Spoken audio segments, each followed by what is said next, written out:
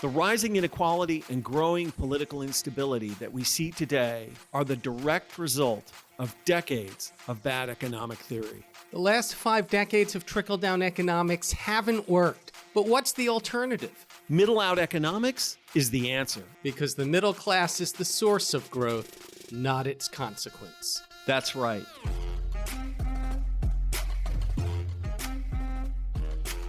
This is Pitchfork Economics with Nick Hanauer, a podcast about how to build the economy from the middle out. Welcome to the show.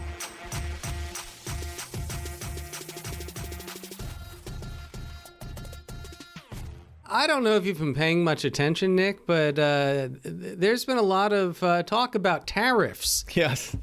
in the news recently. And, of course, they're just kicking in. And it takes a while for the stuff we buy to cross the Pacific out of our office. If you look out the window, you can see the very empty port of Seattle these days. Yeah. And that suggests that we're going to have a supply chain crisis. We're going to start having shortages. And that suggests, as everybody predicts, that we should be preparing for prices to go up. Yes. And I remember during COVID and coming out of COVID, you insisting, Nick, that we did not have inflation. It was Correct. not inflation. Yeah. Inflation is a wage price spiral. We had higher prices as a consequence of a global supply chain shock. That's what we had. But we had something else in those prices, which brings me to our guest. We also had margin expansion during the And by margin, pandemic. we mean profit margin expansion. Much higher profits. That's right. So costs definitely went up because of the global supply chain shock. But our friends who run America's largest companies used that as cover for raising their prices more than their costs because consumers were so confused and because the norms changed. And what's relevant about that is that our guest today is an economist named Hal Singer, who specializes in these sorts of things. And he's convinced that the tariff price shocks are going to be similarly exploited by corporate America. He thinks, I know, gasp. Heaven forfend. Yes, gasp. He thinks that there is a good chance that not only are Americans going to be spending more money on products because of tariffs, because of the actual cost of tariffs, but that the corporations will use that as an excuse to pad their margins even more. I know it's hard to believe that corporate America would do such a thing. No, well, they may want to do such a thing and try to do such a thing, but if I know my introductory economics textbook, I know that that's impossible because in a competitive market, they're competing, for consumers, and that competition will always lead to an equilibrium price in which society benefits. Yeah, probably not. Well, I can't wait to talk to Hal Singer. So my name is Hal Singer. I'm a professor of economics at the University of Utah, and I'm also managing director of Econ One, which is a litigation consulting firm. So, Hal, before we get to your recent Twitter thread where you warned that Trump's tariffs could spark another wave of price gouging, we thought it'd be more useful for you to just kind of lay out your perspective on how pricing works today and the ways in which it in real life deviates from that Econ 101 supply and demand model. Now, I think that the biggest concern that I have today is that I fear that firms, through technological innovations and basically just kind of running around the law, are figuring out ways to coordinate their pricing decisions. We'd like firms to price independently, right? But think about the proliferation of common pricing algorithms, not just for rents, but you also see it in hotels. And now we have this new crop of consultant named a pricing consultant or a pricing strategist. And I'm very concerned about, what kind of mayhem that could lead to if you have one consultant who's advising, two firms in the same industry. It seems like it'd be very easy to use that common pricing consultant to if that's not collusion, what is? Well, it's not collusion, Nick, because the two firms aren't colluding with each other. They're just getting advice from the same consultant that's advising both of them. Yeah. Right? It's a perfectly legal loophole. Oddly, it works exactly the same way on executive compensation. Uh-huh. You've got the same consultants going to every board saying, your CEO is really underpaid. You would hope that some of this could be caught up in the antitrust laws. And that's, of course, where I practice. The problem is that this area is gray. It's new. Common pricing algorithms is new. It involves information sharing, and there's some types of information sharing that courts think are okay, and there are others that courts think are not okay. But the real problem, in my mind, is just that it takes way too damn long to prosecute a price fixing case via antitrust. I do this for a living, and I've got cases 5-10 years long. Like that is not the way to get out in front of inflation. That's right. But also, just to be clear, the other big problem is that in almost every important industry, you have the kind of consolidation which makes coordination incredibly easy. That's right. This is just I don't know why this was so controversial, but it's just a basic tenet of economics that coordination is easier, all things equal, in a more concentrated industry. I mean, right? This is just so obvious. But if you've got 100 atomistic firms in a highly competitive industry, you can't coordinate prices. It's like herding cats. Yeah. How would you do it, right? That's right. You cannot do it. Real estate agents, there's famous stories about going to conferences and everyone stands up and pledges to raise their rates a certain amount. But other than that, it's hard. It's hard. The more people there are, the harder it is. Because in a truly competitive market, there will always be some firms who are desperate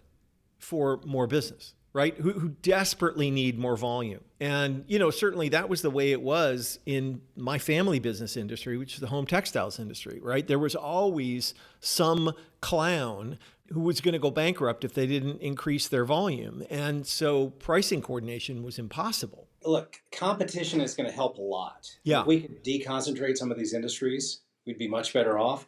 But I don't want to hold it out as some elixir that's going to bring us back, right? We have real big problems. I mean, you're not going to outrun, common pricing algorithms, right? It doesn't matter. You could have thousands of atomistic firms. If everyone's turning over their pricing authority to some common algorithm or some common consultant named Joe, right? It doesn't matter how unconcentrated the industries are, right? You're going to get prices. And then we could talk too about, information asymmetries. But I'm just worried that competition it's helpful, but it's not going to deliver us to the promised land. We need a lot more.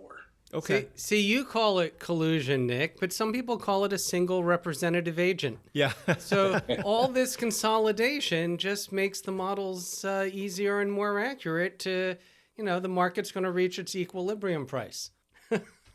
So just speak a little bit more about the way in which pricing has decoupled from cost in so many industries, because you've made that argument before, and I think it's a very important argument. Also, was it ever that strongly coupled to cost? Well, I can't claim that I know.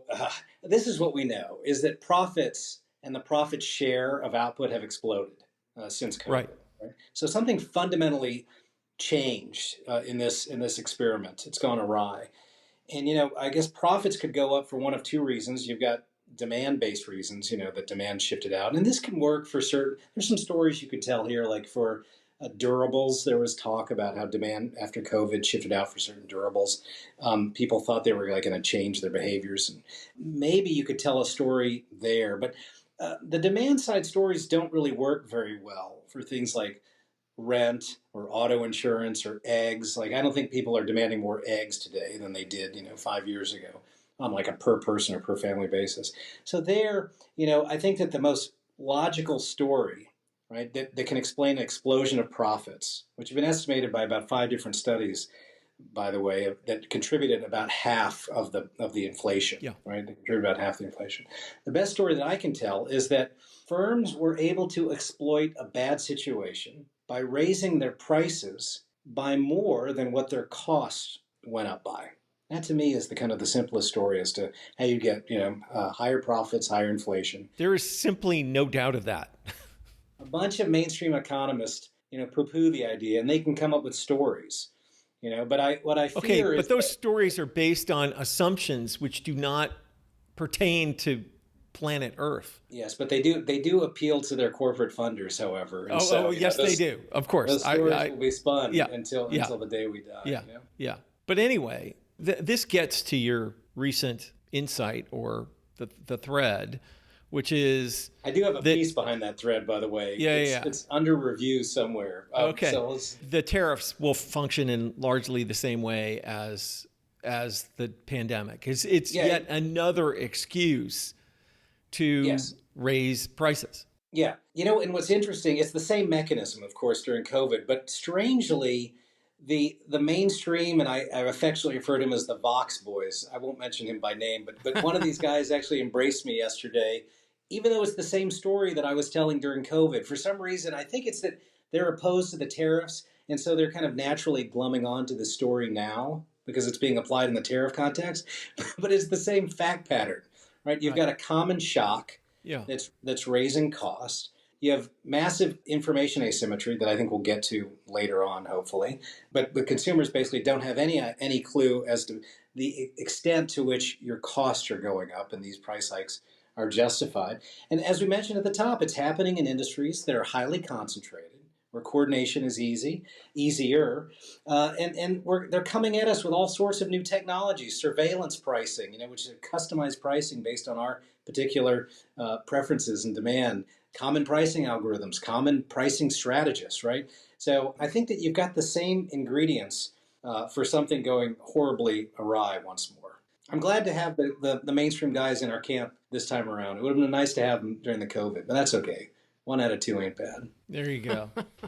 So talk a little bit about information asymmetry. Yeah. Yeah, so I think what happens is that consumers get primed to expect a price hike.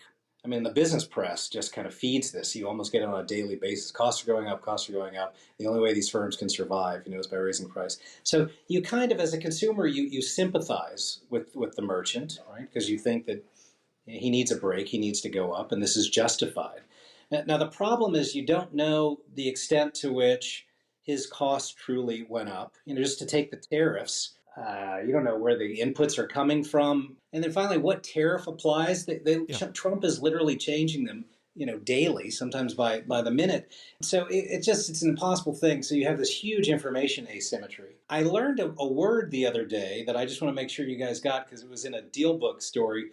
And the phrase that pricing consultants are now using is called taking price. Have you ever heard of it? Taking price? Price taking. Let me know that this phrase came up a lot during investor earnings calls. But taking price is when you raise prices not because your costs went up, but because others in the industry went up and you can just mimic them. That's called taking price.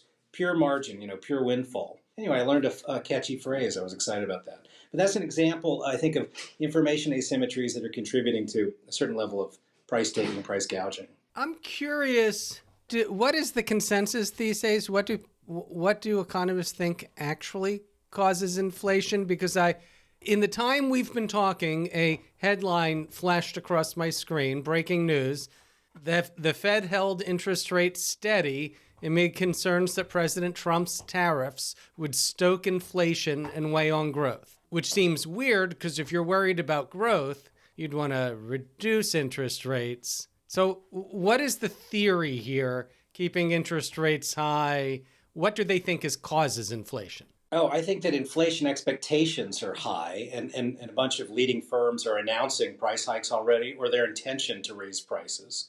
And so the Fed, in this case, I was pretty harsh on the Fed, I got to say, during Biden. I don't know if you want to talk about that. I felt like they completely misdiagnosed. Yeah, 100%. I think so, yeah. 100%. We're going to take the thing that prices are rising the fastest in housing, and we're going to shoot interest rates through the roof to make it more expensive to construct and buy. Right. Good job. Yes.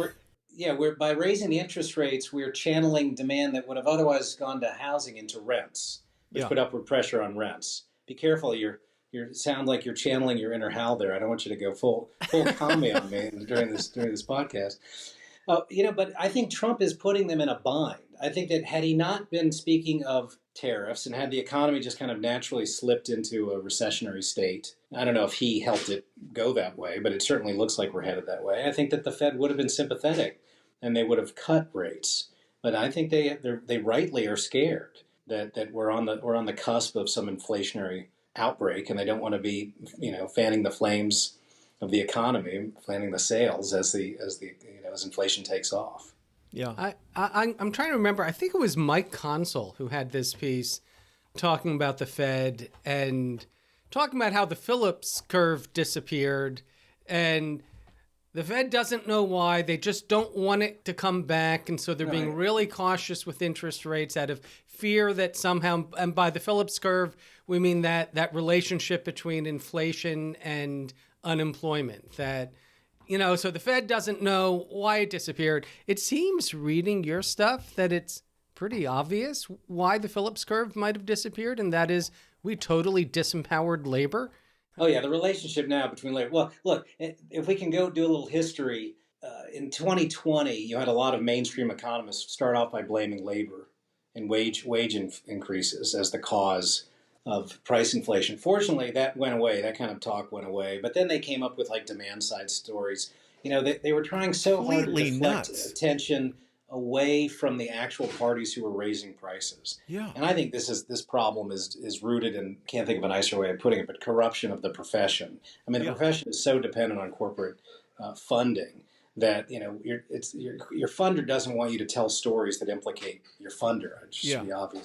So economists will bend themselves in pretzels coming up with stories that deflect attention away from corporations. Yeah. They were confusing a wage price spiral for a initially global supply chain shock. But let me tell you though, I do sympathize. I do sympathize with them. Their mandate, I mean, they have a dual mandate. One of them is to stamp down on inflation. They have one tool. One tool cuts off. If you're a hammer, everything looks like a nail.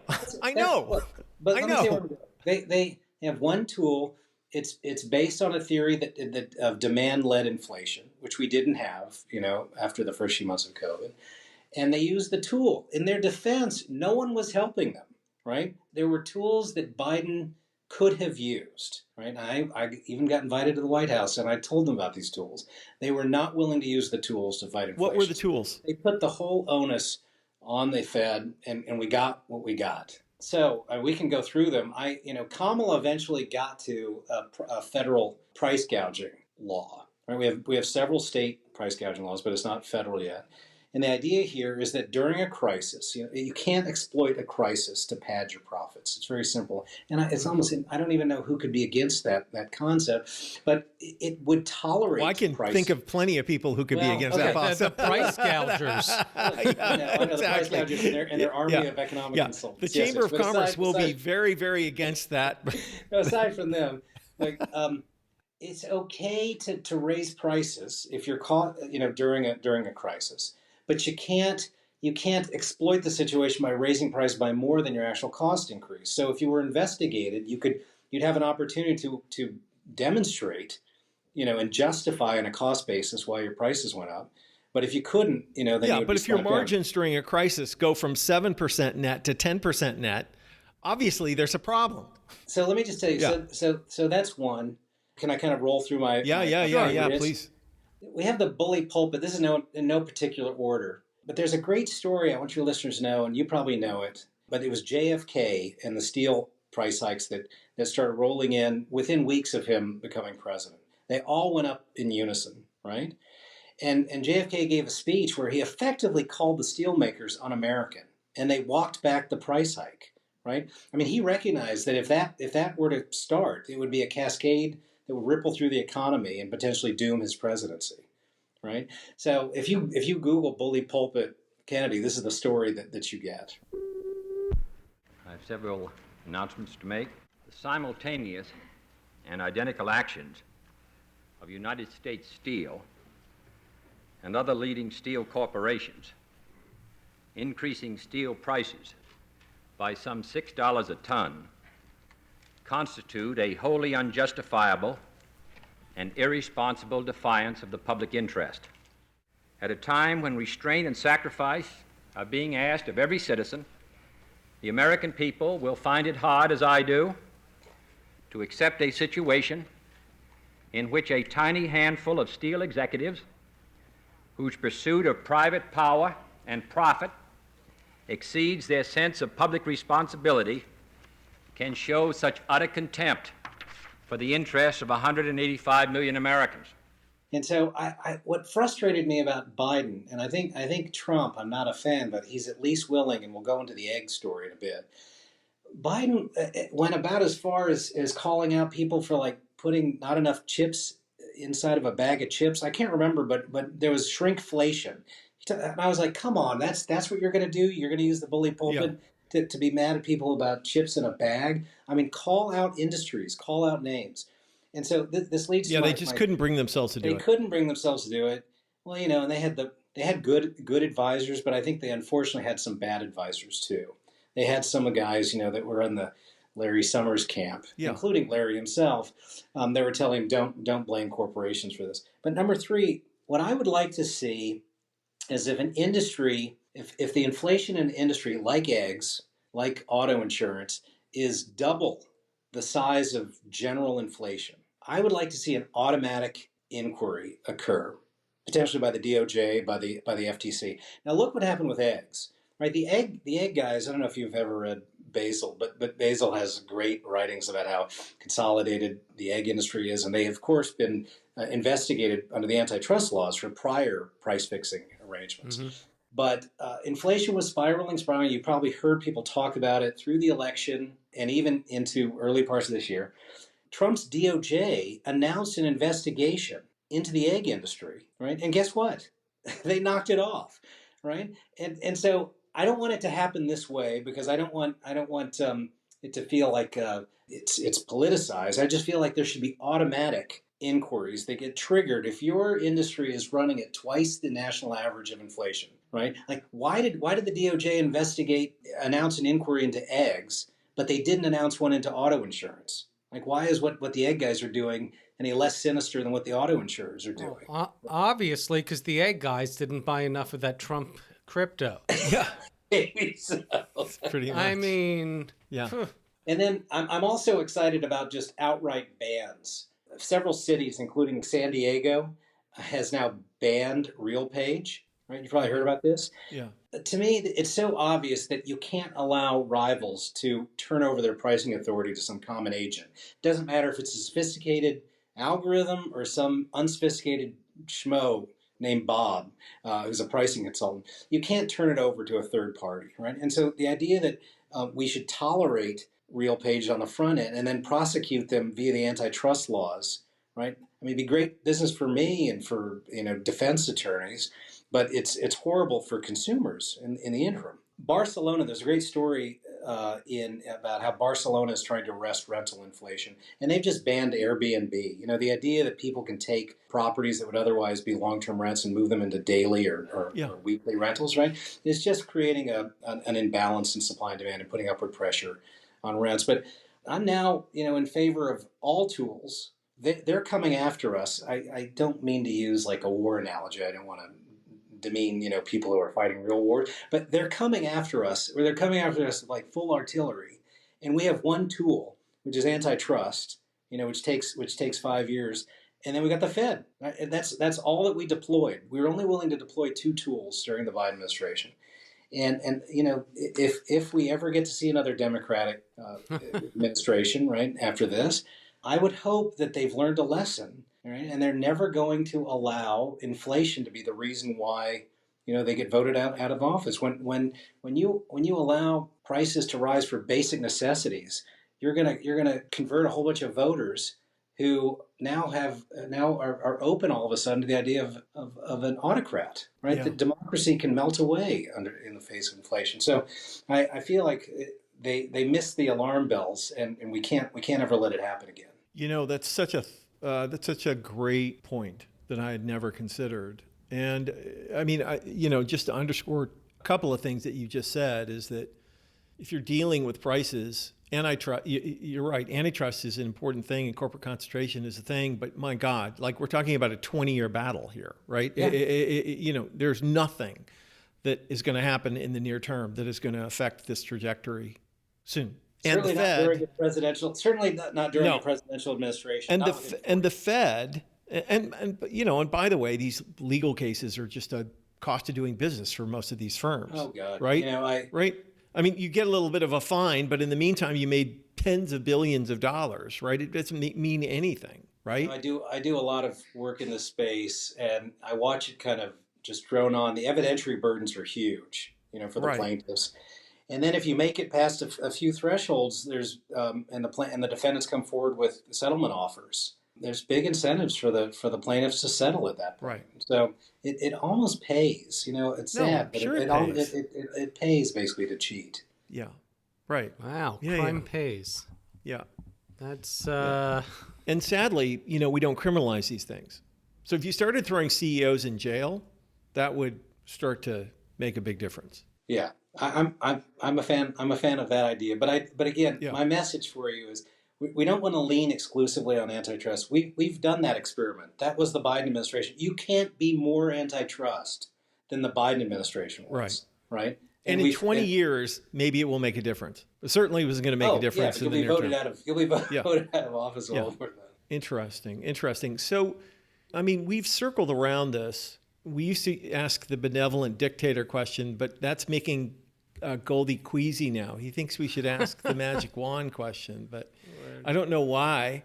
But I'll tell you why, because I used to joke about how if you made me benevolent dictator, I would not put too many of my enemies in camps, and I can't make that promise anymore. I've been radicalized, and if you make me benevolent dictator, I won't be benevolent. Okay. I'm gonna exact some retribution because I think that retributive justice is what's going to be necessary if we ever come out of this regime. Yeah. I'm with you. I'm with you too. I think you need enemies. I don't know Yeah. why Democrats can't have enemies. You got to have enemies. Name your enemies and explain what you're going to do. Someone called me the other day and was asking me if they were going to support their campaign. I won't say for what or where. And I said, what are you going to do to Elon? How are you going to punish Elon? And he didn't have the answers at the time. But I said, work on that. I want that to be part of your pitch. Huh? He was here illegally on a student visa. I say we revoke his citizenship and deport him back to South Africa if he's lucky. Yeah. South Africa. It could be El Salvador would be fine. Yeah. We're sending people to Libya now. So, okay. Sounds nice. Is there 4 seasons there? But we digress. Hal, if you were in charge, tell us what you would do. Just recap. So I think these are the ones. Automatic investigations if you're exceeding average inflation. Automatic from the DOJ. It shouldn't require the president making a phone call to the DOJ, and then it sounds like intimidation at that point. Just automatic. I want to see more bans in times of crisis or just any time. Well, now I feel like we can't get out of crises. I mean, when were we not in a crisis? But it just seems like we're lurching from one to the next. But I feel like if we got another chance in 28, right? I'd want all these things in place. Okay. I want to have a whole array of tools that would prevent anything from ever happening like what it did under Biden again. Okay. Yeah. And so bans. I want to see bans. Antitrust is there. Bans on what? Bans on what? Oh, I want to see it outlawed. Ideally at a federal level. The use of an agent, whether an algorithm or a human being, to set your prices, where that agent is also setting the prices of your rivals. We should not litigate these cases for 5 years under the antitrust law. To me, there's no plausible, we use this fancy word, efficiency base. There's no good story as to why you'd want to turn over your pricing to an agent. Now, if that agent would sign a piece of paper, other than to collude, right, to cheat, yes. So I don't know why it's happening. Why we even tolerate it.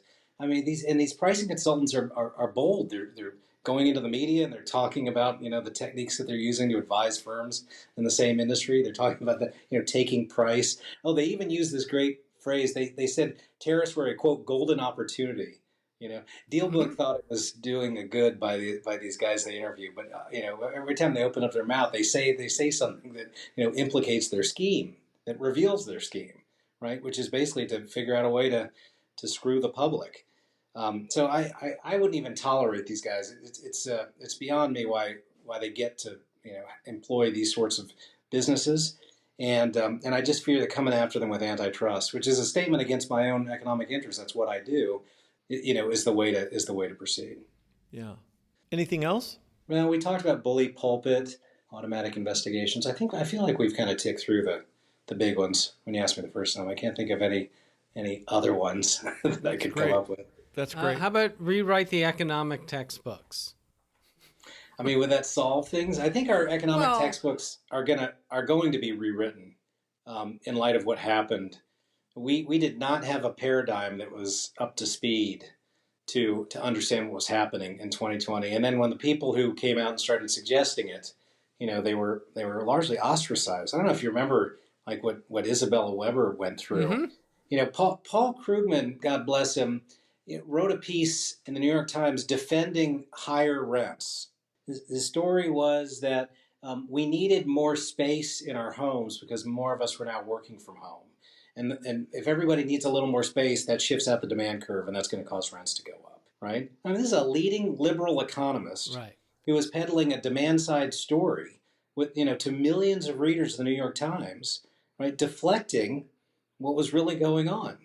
Anyway, so yeah, I do feel like we need a new textbook. We need a new paradigm. Right. I mean, I've been just for other purposes. I've been reading through Mankiw's Principles of Economics, the introductory textbook, and he literally says that because buyers and sellers consider price in a market, prices reflect both value and of a good and the cost of making it. So if the price goes up, the cost has automatically gone up.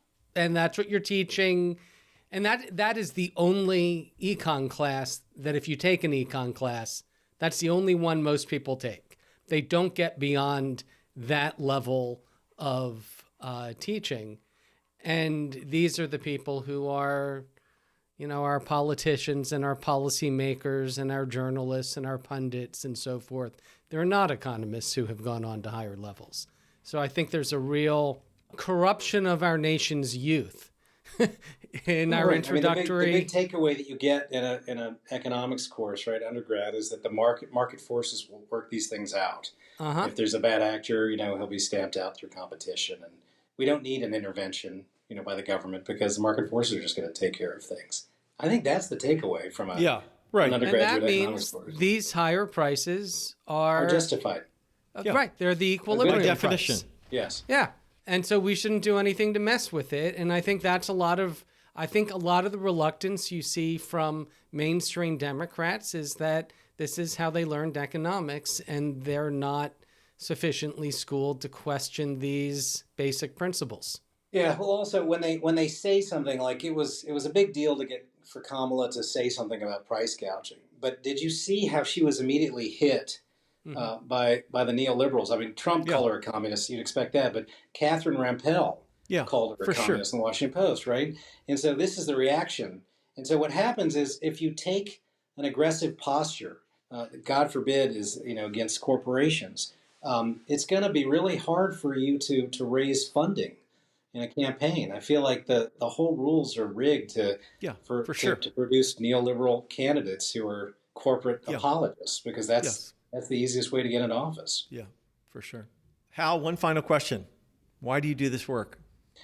Oh yeah, well, when you say this work, so I do antitrust litigation. That's my bread and butter. I also do some consumer protection stuff.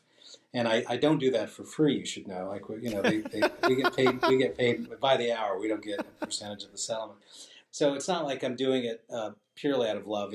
But of course, the defense guys are getting paid some multiple of what I'm getting. But I do like to dabble in the policy space as well. I as part of my gig at Utah, I was asked to run a center called the Utah Project, straddles the law school and the economics department, and I put on something 4 odd conferences while I was there, highlighting the regulatory and interventionist efforts of the Biden administration. We had Lena Khan and Rohit Chopra, Alvaro Bedoya, Jonathan Cantor, and I'm hoping that we can do that as well under the Trump enforcers. I'm hearing something. I don't know if you read a speech that the new FTC commissioner gave about the conservative case for antitrust. But there's been a big sea change. I mean, it's with the head of the DOJ antitrust right now, but also you hear it in like J.D. Vance, you hear it in Josh Hawley. But there is a different attitude, at least among some Republicans, about the role of antitrust enforcement now. And so I hope I could use my platform to promote those guys as well. So we'll see. I enjoy doing that. That's great. I'm sure they'll do a very good job breaking up woke industries. They have supported a lot of causes that are surprising. DOJ has made appearances in cases, including one of my own, so I won't even mention it, on the plaintiff side, which was interesting, and they upheld the movement against those cases against the big tech firms, the DOJ and the FTC. So it's not just going after wokeness. They do seem to recognize that concentration of economic power is a threat, in their mind, to liberty. I think to progressives, it's a threat to things like equality and opportunity. But it's fine. I mean, so long as we all get to the same place, they should be welcomed. Yeah, for one sure. big happy camp. They're rejecting the libertarians in their party, not just on free trade, but also on antitrust. This is you got to find your wins, and this is no, for right? sure, for sure. Yeah, I think Nick and I agree that the neoliberal era is over. Like, this is not a neoliberal. They have some neoliberal policies, but this is not an administration driven by neoliberal ideology. From your words to God's ears. But the problem is that the neoliberals are so well funded. This whole abundance agenda. Yeah, and there's a huge camp, and they're powerful. They're at the Times and Vox I mentioned before, and Matt Iglesias has a big following. He had big influence, by the way, in the Biden White House. So I wouldn't count them out just yet. Where there's money, there's a way. For sure. Well, it was great to have you on the podcast. Really nice to meet you. We should do it again sometime. Absolutely.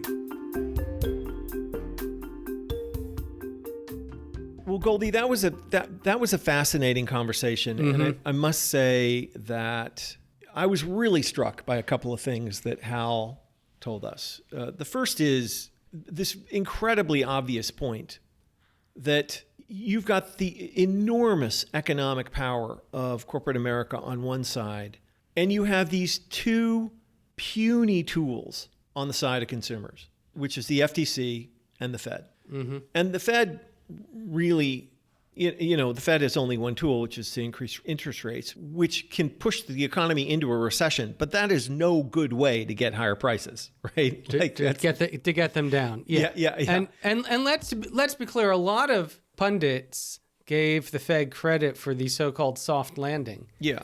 Which I think was nonsense. But understand that their ultimate goal was to get inflation down, but their approximate goal, the tool they were using, was they were raising interest rates in order to slow growth, in order to cause layoffs, to increase unemployment. Yes. Right? Their approximate goal was to push up unemployment so as to push down the power of labor to demand higher wages. Yes. That is why you raise interest rates in the face of inflation.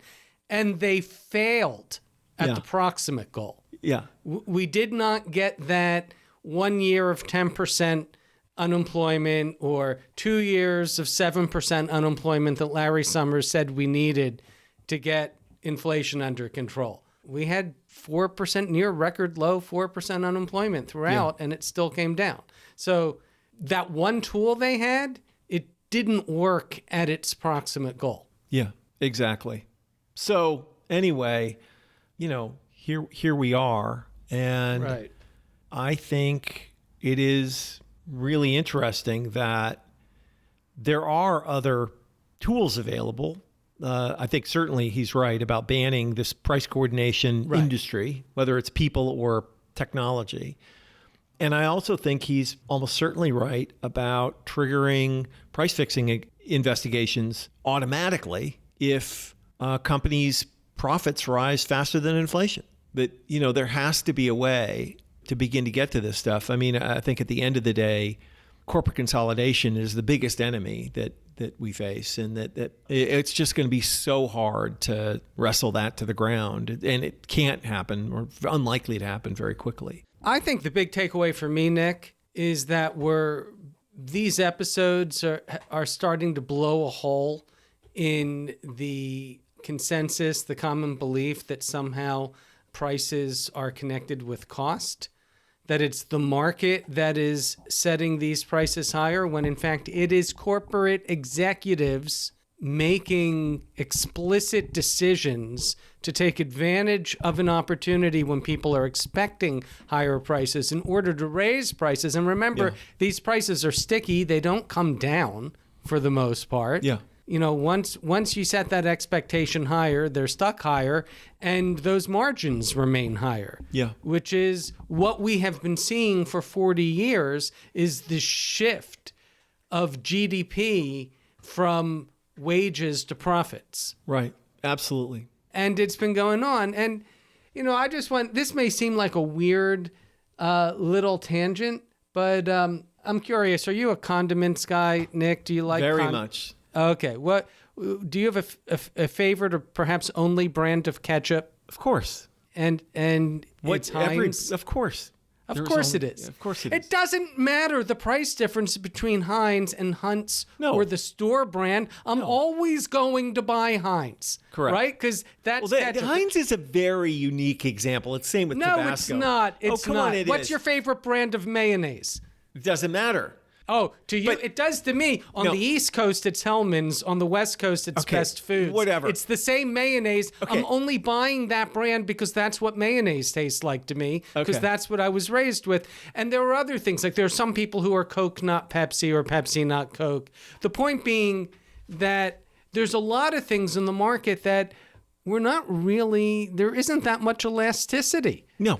I mean, I guess if ketchup was $100 a bottle, you wouldn't buy it. Yeah. But I mean, we could do a whole podcast on Heinz ketchup and the astonishingly perfect formulation that represents. There have been academic studies on it about the history of it is amazing. I mean, are you familiar with the academic studies on Heinz ketchup? No, but I am familiar with the history of Heinz and how they were instrumental in getting the Pure Food and Drug Act passed. Okay, I don't know anything about that, but there's a whole nother podcast to be done on ketchup. But I definitely think that stronger, bigger, better, different, more tools need to be used to try to arrest some of this stuff. And the political point he made, I think, was very profound, which is, you know, in a world where during an administration, half of the price increases were corporate profit taking, basically taking off the table any of the tools that would enable you to push back on that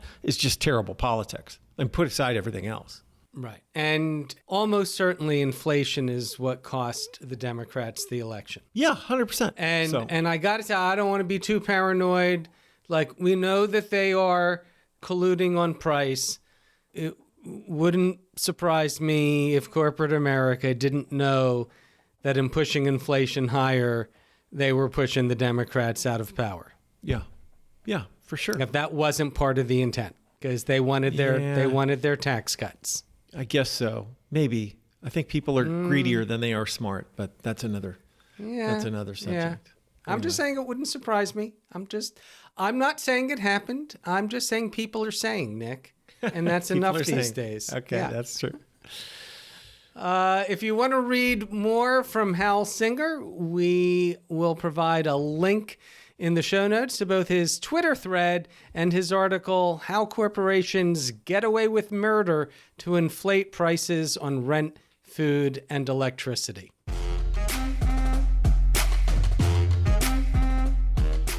Pitchfork Economics is produced by Civic Ventures. If you like the show, make sure to follow, rate, and review us wherever you get your podcasts.